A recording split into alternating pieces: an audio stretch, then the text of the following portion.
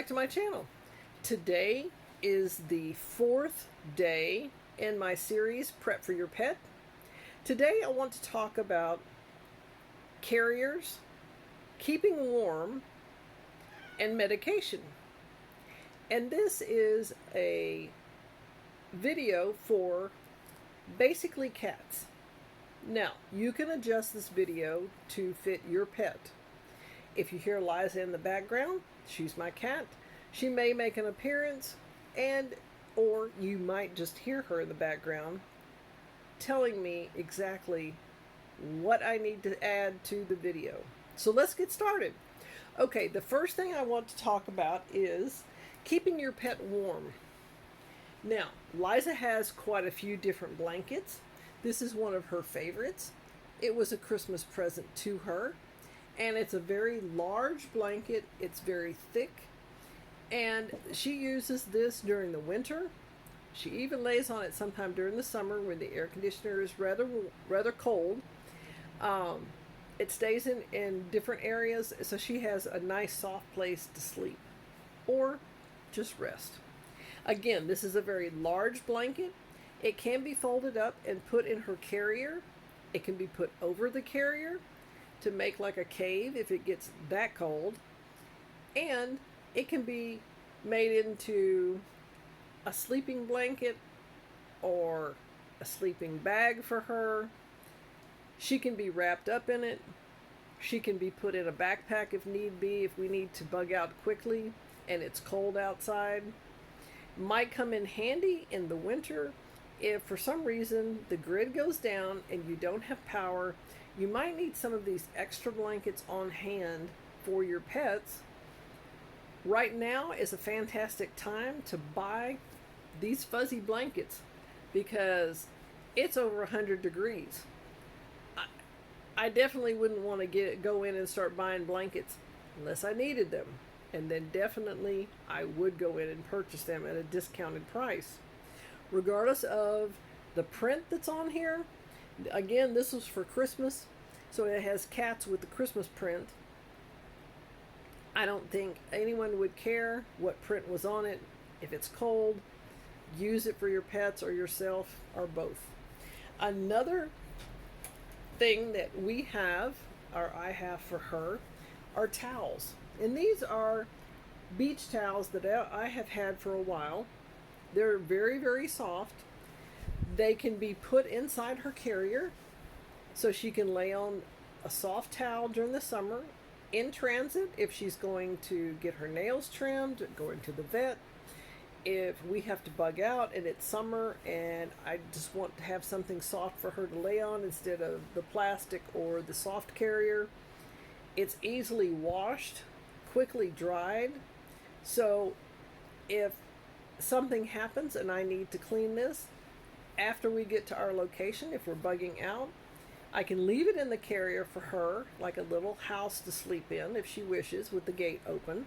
Or I can take it out and lay it out on a bed or an area so she can stretch out and either play or take a nap. So it comes in very, very handy.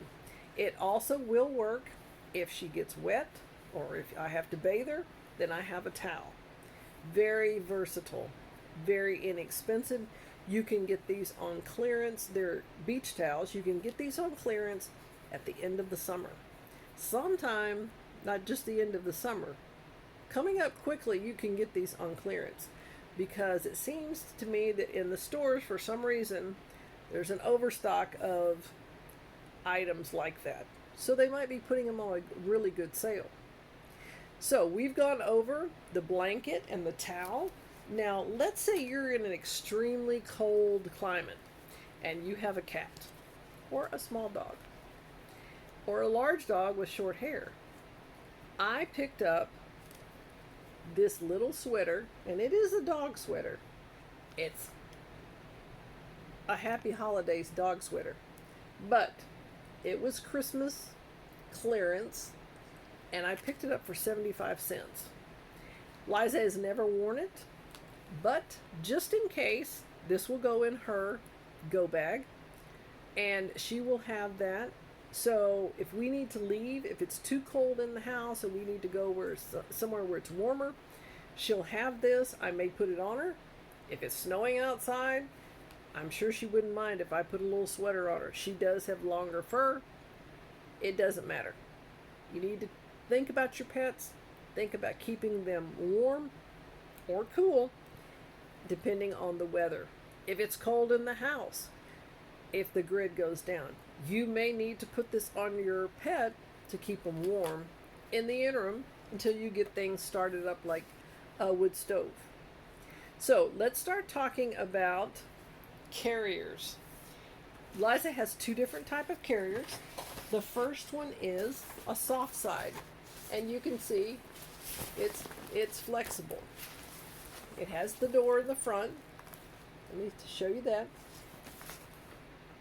And it has the sides that are vented. So it has a vent. Now, she was brought home in this carrier. It's a nice carrier. It's not really big. There's not enough room to move around. It's just she can go in there and sit if she needs to go from one place or another. She doesn't seem to like it very well because it is flexible, although the bottom is reinforced. And she doesn't weigh that much. It's not real sturdy. I mean, I can take her from place to place if I need to. But my preference, and also Liza's preference, is this carrier. Now, let me get this up and show you. This is a hard side carrier. It's very durable. It's a lot larger than the carrier. It has a handle on the top, obviously. Okay. She enjoys this carrier much better. It's got more room in it. I can put a larger beach towel in the bottom. I can put toys in there if we're going for a little trip. I can put toys in there if we need to bug out. She can go in there. There was one instance where my AC went out and Liza and I had to be transported over to a hotel to sleep for a couple of nights and about 3 days. And I took her in this carrier. And there was a big beach towel in the bottom, and I had her go bag ready, and they got us out of here quickly and into a cool place in the hotel. I appreciate that very much because the house gets very hot just quickly. So it was fantastic to have this hard side carrier, and I had her go bag and my go bag ready. It took me a total of 10 minutes from the time one of my dear friends called. She was a nurse. She had just stopped by to see us. Then she called right back and she said, "No, you're out of there in 10 minutes. We have to go." That's a situation that a lot of people don't think about, but it happened to me a few months back. And I was very thankful. I had prepared for my pet myself, and all I had to do was put on my shoes. I told her it was time to go. "Liza, let's go." She got in her carrier. She knew. I picked her up. They picked her up, actually, and put her in the car with the AC and my bag, and we were out 10 minutes. Now, I could have done it faster, but it was really hot. It was really hot in here, so it slowed me down a little bit. But the carrier is very important to have. Large enough for your pet not to move around a lot, but be able to stretch out if they want to, or just stretch. The next thing I want to touch on is medication.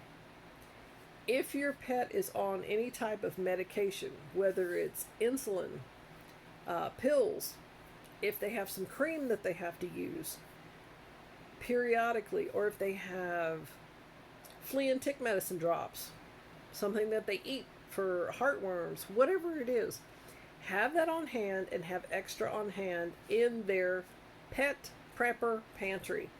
That is very important. I like to keep all of her things in one closet. All I have to do, even if it's dark and I have no power, I can go right over there. I know where everything is on each shelf. I can reach in there It may not be exactly the flavor she wants for right now, but I can reach in there, get her food, open it up, and put it in her bowl, and it's ready to go. So let's go over the things that we talked about today. The carrier, the blanket, the towels, keeping your pet warm, whether it's a sweater or a coat, the different types of medication that they might be on or they might need at a different location that you have to take with you, insulin, pills, drops, creams, flea collars, whatever you might need, heartworm medicine.